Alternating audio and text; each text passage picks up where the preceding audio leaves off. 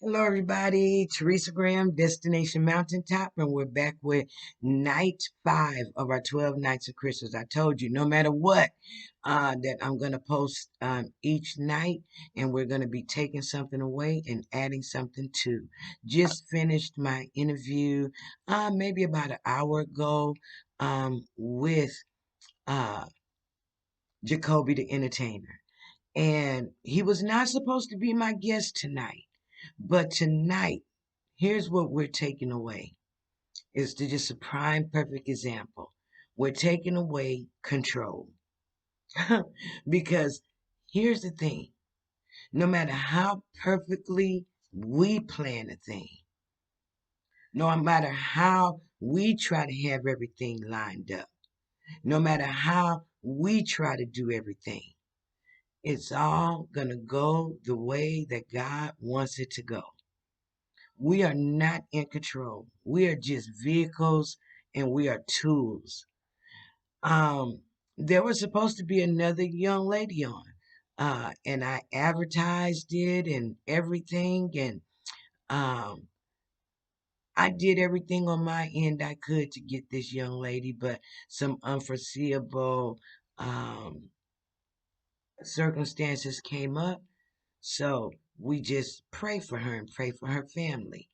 But at the last minute, God did an Abraham move and gave me a ram in the bush.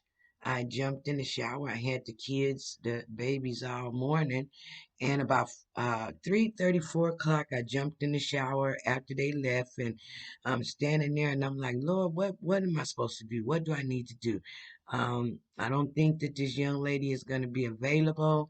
I had, got a lot of positive response from people on this show. And I hate to just not do a show, period. So I'm standing there, and this young man um, was actually supposed to be my first guest for 2022. And he had sent me his pictures, his profile, and um, while we were on Christmas, I was going to go ahead and get him all set up and get that advertisement out there, and he was going to be my guest for New Year's Day. But I called him and, hey, Jacoby, what are you doing? I need a favor. I need a ram in the bush. Would you be willing to come on the show and take this young lady's spot? I have not had time to work up an advertisement for you. The advertisement is still out there for her. Um, I know it's last minute, but would you do this for me? And he said, Yes, Miss Teresa, I'll do it for you, no problem. Go to sending the link. He went on one phone, it would not work. I sent him the link on the second phone, it worked. Now, I've clicked the live button because on Facebook, when you schedule a live, if you're more than 10 minutes late, it will not let you do it. So I'm still trying to get him situated and in the studio, and it's down to a minute and 40 seconds. And I get the alert that, are you still going live? So I click go live. I'm just a talking. Oh, blah, blah, blah, blah, blah. Not knowing that the whole time nobody can hear me. In the meantime, in between time, I get him on there finally. And now I'm trying to fix my audio issues. So now we can hear each other. But when he starts to talk, it was just breaking up, breaking up, breaking up. So he goes out, he comes back in. We can hear him perfectly. He can't hear me. Guess what? Let's leave this just like this. Go ahead and start talking and tell us about yourself. Tell us your story. I think maybe in a way, it's a good thing that he couldn't hear me, because if you get an opportunity, go watch the interview. Because once you get past all of the mess ups, you'll get to hear his story. Now, the thing is because it was alive, I don't have the ability to go in and edit it and cut all that off. So you're going to have to skip through to that. He used some colorful language, but it's not language that we all don't hear every day. But if you can get past the language and hear the story, you will truly be inspired. But I always say that everything that happens, God purposes it. One thing about it, the stuff that he was saying and the things that he was talking about, it was stuff that needed to be said. It was stuff that people need to hear. It was raw, it was real, it was from the heart, and it was the truth. And I hope that Facebook doesn't flag it. I hope that YouTube doesn't flag it and take it off and I get a strike because of the language. But if I had the ability to for him to hear me, I know that I would have interrupted it and I probably would have interrupted the flow of what needed to be heard. I was not in control of anything from this whole interview, the whole setup, the whole everything was beyond my control. And at the end, to, say goodbye, have him give his parting short, I literally had to um, text him on the other phone, hold up the phone to the camera so I could say, look at your phone and ask those questions. And I really did enjoy the interview. It wasn't an interview. I enjoyed his speaking. I enjoyed him telling his heart. I enjoyed the rawness and the realness of it. I enjoyed the tools and the tips that he gave. And it was just beautiful. And all of this year though, this whole year for me has been a year that I have not been in control of anything. Everything has been hitting back to back to back. Before me or the family can get over one thing, here's something else. Then here's something else. Then here's something else.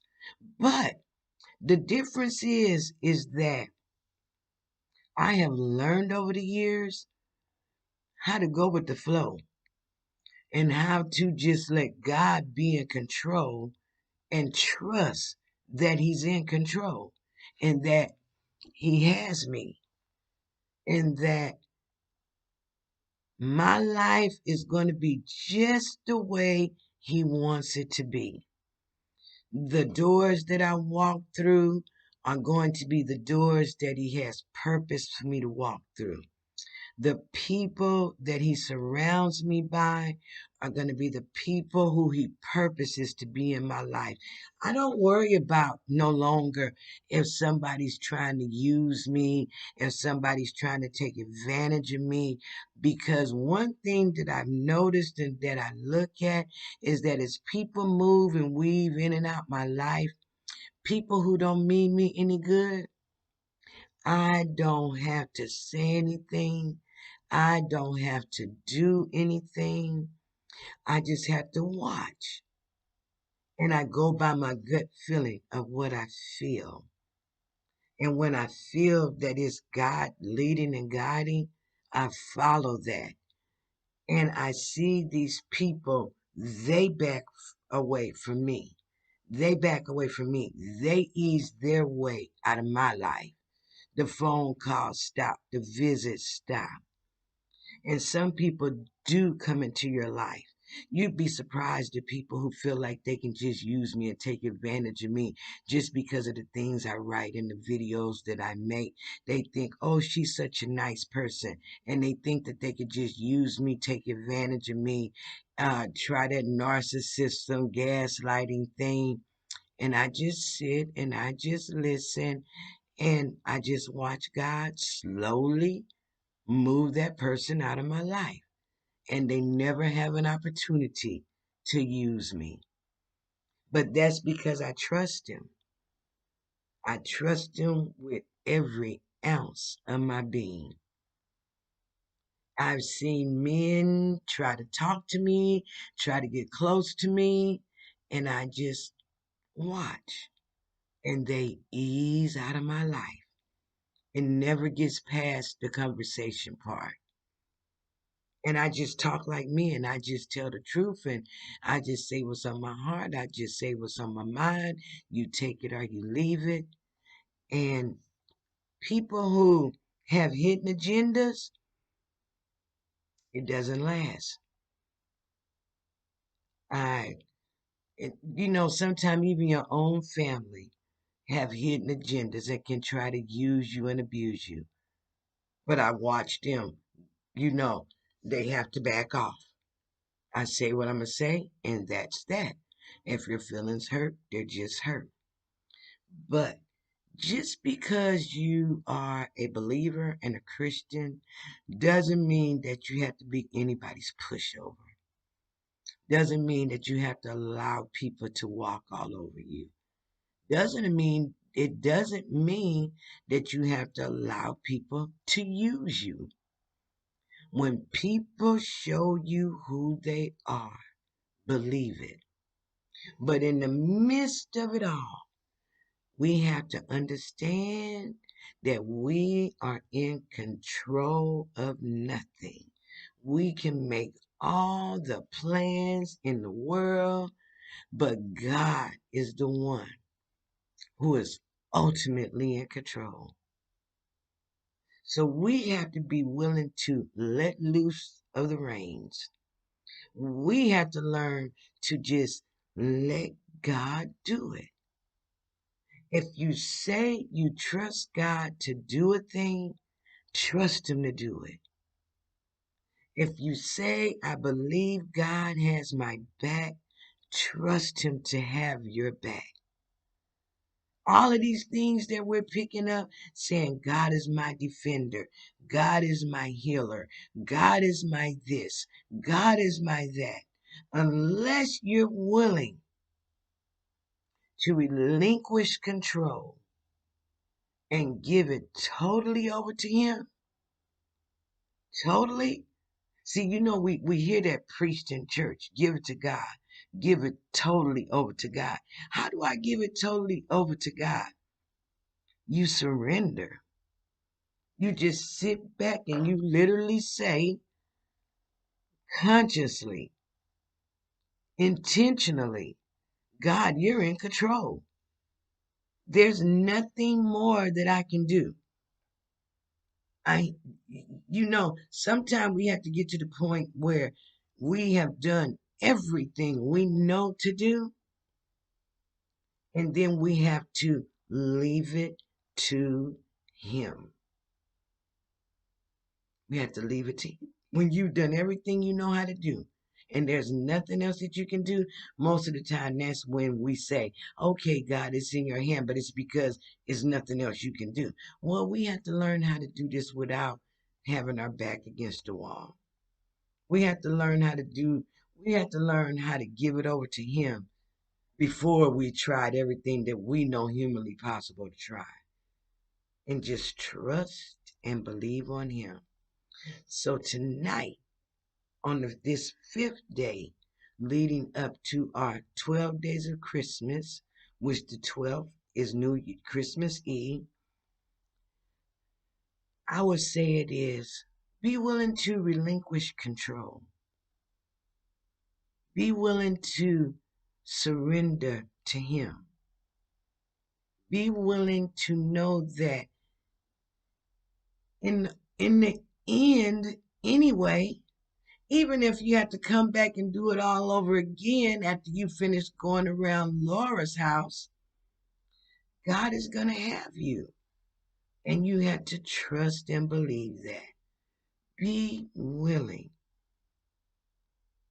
to just give Him control and to trust that it's all going to work out the way He wants it to. As I said, this evening, I was in control of nothing. I'm a follow through person.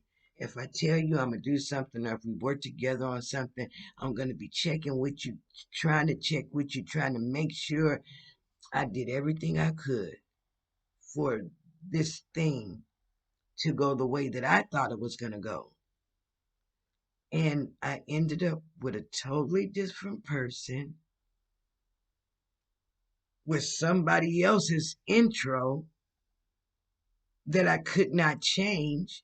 I didn't even have the ability to go in and do that because it had already been pre-scheduled and pre-done through StreamYard.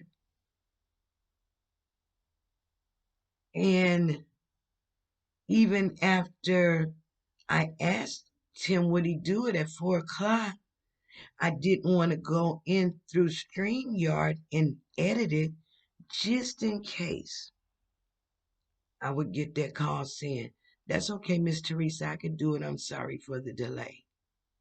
But it went just the way God wanted it to. So I couldn't be upset with her because she had an emergency. But I thank God for the ram in the bush.